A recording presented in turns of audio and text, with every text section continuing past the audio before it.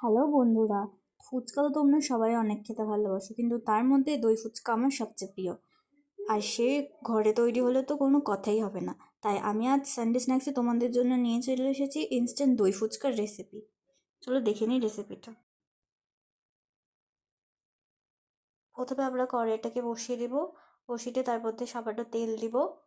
তেল দেওয়ার পর ইনস্ট্যান্ট ফুচকাগুলো তার মধ্যে দিয়ে ভালো করে নাড়তে থাকবো। এই দেখুন বন্ধুরা, ফুচকাগুলো ভালো করে ফুলে উঠছে। তো সেগুলোকে নামিয়ে রাখবো। তারপর একটা পাত্রে তেঁতুলটাকে ভালোভাবে চটকে নিতে হবে।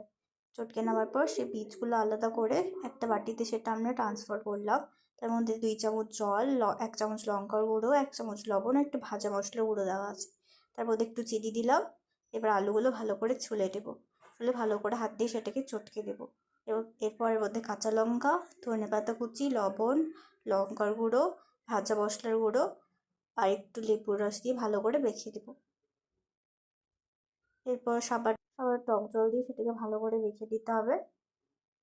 ভালো করে চটকে চটকে মাখতে হবে। এরপর কয়েকটা ফুচকা ভেঙে তার মধ্যে ভালো করে মিশিয়ে দিলাম।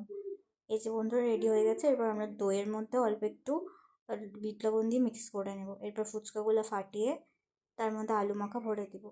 এক এক করে সব ফুচকায় আলু মাখা ভরে নেব। তারপর ফুচকার উপরে দই, তারপর চাটনি, তারপর ঝুরি ভাজা দিয়ে সেটাকে আমরা সার্ভ করব। এই যে হয়ে গেল আমাদের দই ফুচকা। ভালো লাগলে অবশ্যই ভিডিওটা লাইক